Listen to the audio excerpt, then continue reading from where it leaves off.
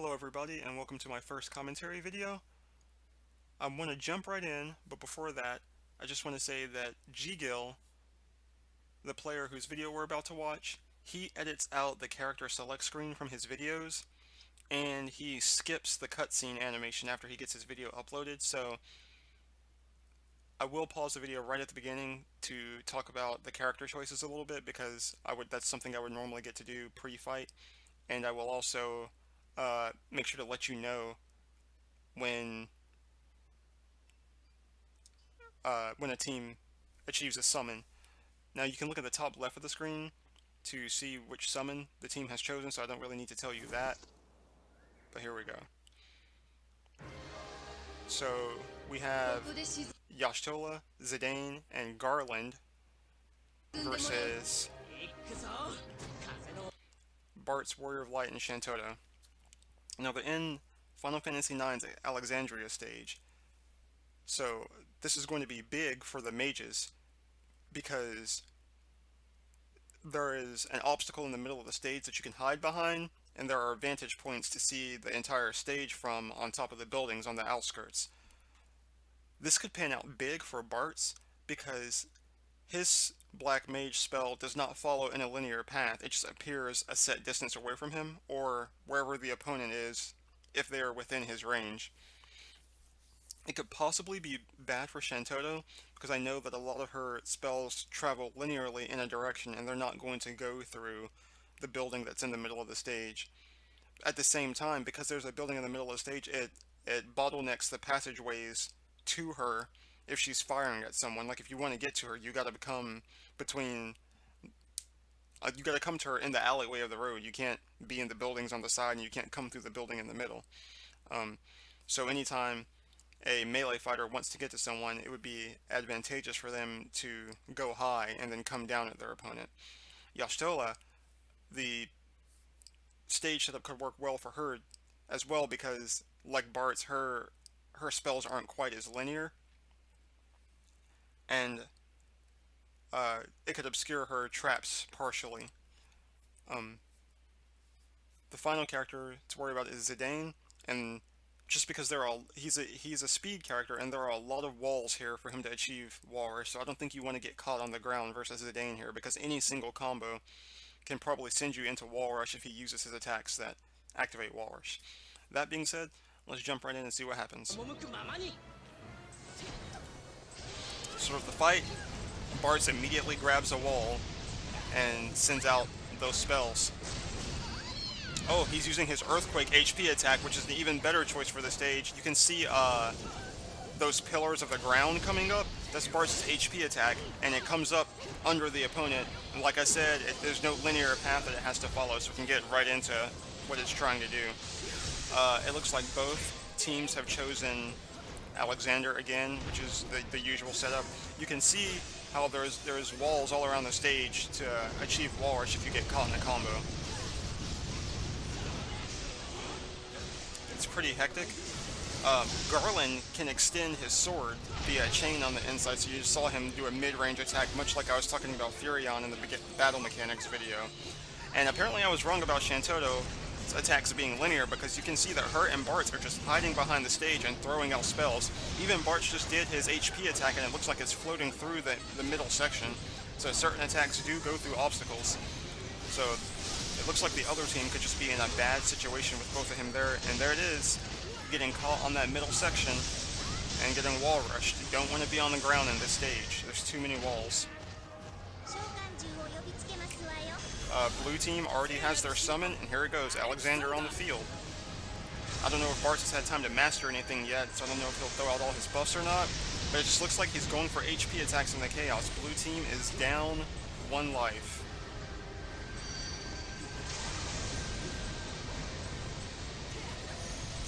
Two of the enemy team are kind of staying together. I don't know if that's going to work out well for them. You don't want to get caught by one of these AoE HP attacks that are on the field with Shantotto and Bartz. And wow, blue team is down 2 lives. It's not Bartz dying. It looks like Shantotto and Bartz have probably both died. I didn't catch if Warrior of Light was the one to die both times, but Bartz can't afford to die. He's got low HP, so he needs to I think he needs to just keep doing what he's doing so he doesn't cause his team any, whoa. Someone just got a double KO. That's crazy. I wish I could have seen that. And then Bartz finishes it off with an earthquake. Easy stuff. That was an explosive comeback.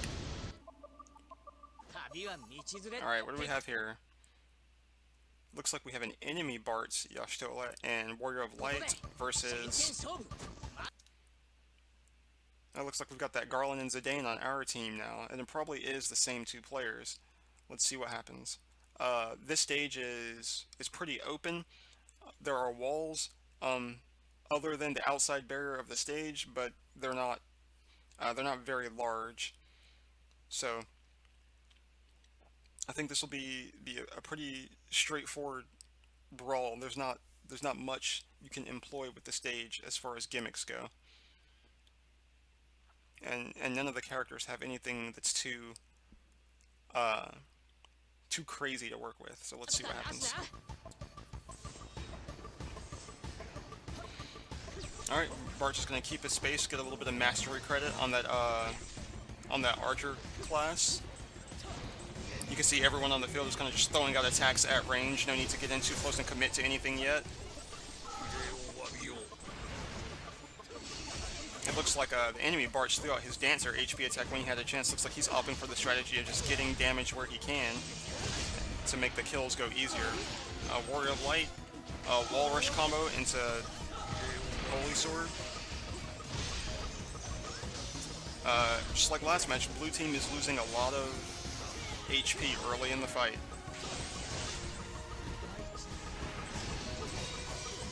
You can see Bartz has to be careful with that Earthquake HP attack. It leaves him very open. It's not safe to do up close. There's the enemy Y'shtola. I thought Bartz might go after her because he can certainly win the up-close battle against Y'shtola as long as he doesn't fall for any of her traps like you see set on the screen now.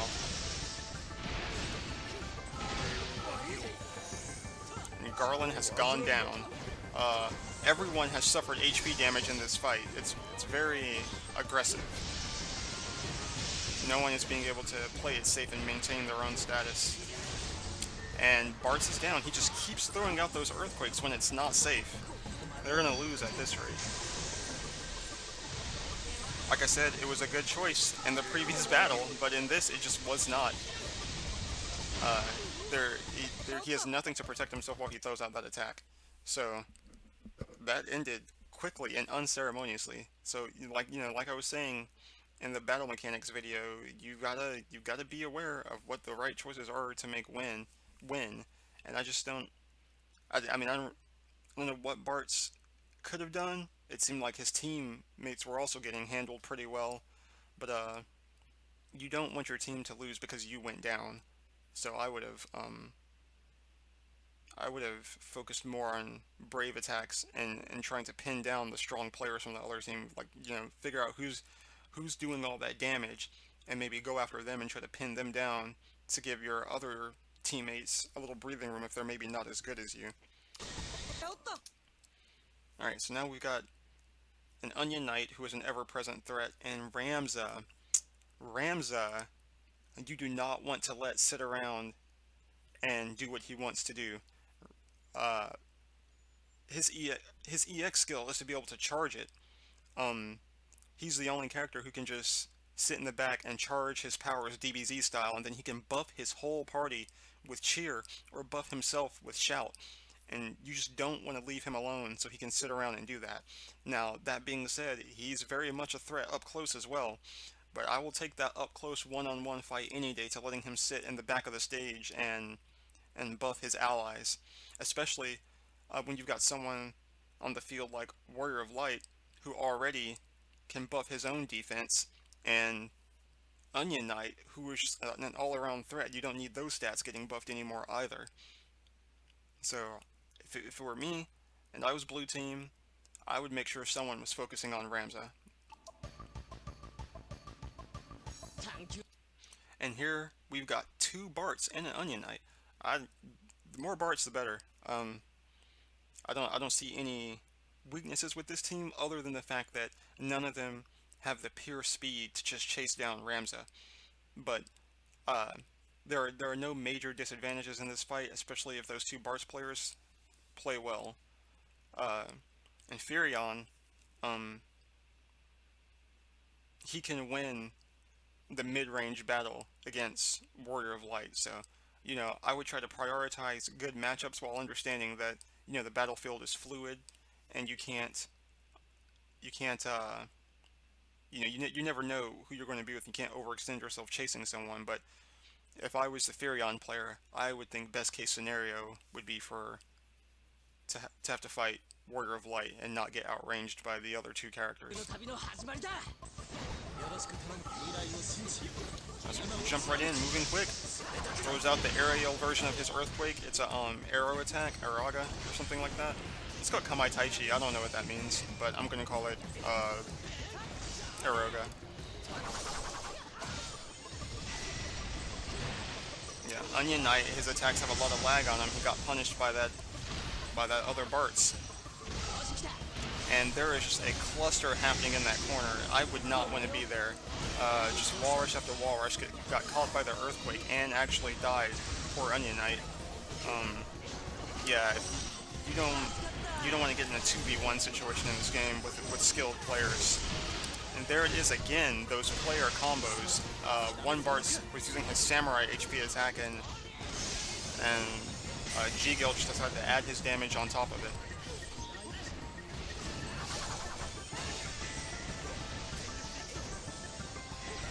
If you see those holies rising from the ground, that's Ramza doing that. Again, another reason you can't leave him to do what he wants. He's got all kinds of abilities.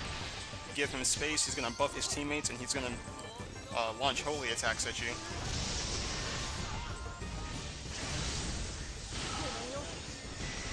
And G Gill with 6 HP left, what can he do? I think the 2 kills this match might have both been G Gill, so he is definitely pulling his weight. Then go get that summon crystal, try to summon before the other team can, and put this out of reach, because it is still very much anyone's game at this point. But they've got to get this summon happening if that's what they want to do, and it was not even necessary.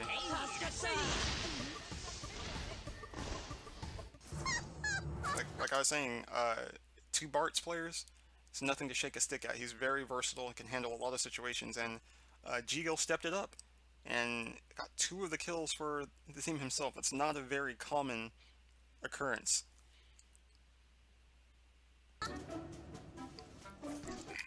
So the Bartz has switched back to the other teams. This set, the game is keeping him with a lot of the same players. He's back with the Zidane. The Bartz that just really helped him out on his team is now on the other team, so you got to be aware of his capabilities. And our blue team is going to be the same Garland and back with Shantoto. Now I don't know if one of the players is changing characters or if someone has been swapped out, but seeing as how we're back to the original set, I assumed that the Shantoto player last game had switched to it looks like the Shantoto and Y'shtola players are switching characters while everyone else is pretty much remaining the same. It's not really important to this. But this stage is just like a long tube, so the only walls are on the outside, and the stage actually used to be smaller. There's a bit more space on the inside, but the stage is very long, so the walls are only going to be on the left and right side. So there's not going to be any walls on the front and back sides of the stage. So it is not the best situation for melee fighters to achieve wall rush. So let's just see how this plays out. It's a lot of the same characters, same things apply. One thing to be aware of is with the stage is this big and this open with no obstacles, Shantoto can position herself on one edge of the screen and just bombard the entire screen and the other players and sit behind her 2 characters if they wanted to try to play the game that way. So we'll see what happens. This is not battle music by any stretch.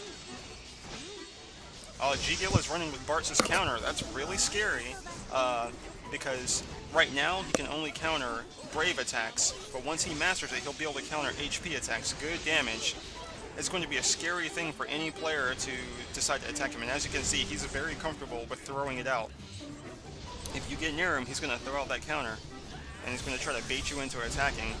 Just, when you think, oh, he's not going to throw it out again, that's when he's going to want to do it. See, he just flew around that guy, threw out the counter, so it might become a situation where they just leave him alone. It's a double-edged sword. If no one's willing to attack him, he can't get any damage done.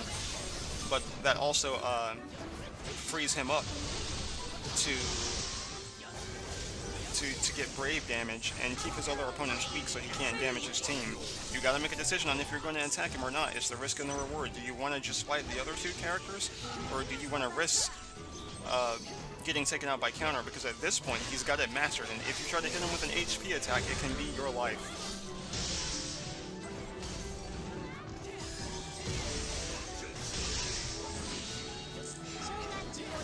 And see, even though people come near him, they tend to just kind of ignore him. He saw a teammate summoning, so he summoned. Got Alexander on the field. And with this, that's not really going to give him any chances. It's not going to help his ability to get HP attacks. So yeah, using counter is just a choice you have to make. Let's see how it works out. He hasn't personally gotten any kills, but as long as his team is winning, that's all that matters. Again, you see a lot of times characters will chase someone down, players will chase someone down, and if they don't get the hit, they'll just disengage, because it leaves you open, and you want to move as soon as you can after attacking. And see what Bartz did right there is he used the first two attacks and tried to leave Warrior of Light in the space where Alexander was attacking. He ultimately got KO'd just after that anyway, so it turned out fine. Oh, Zidane in trance mode. Was able to land 2 attacks.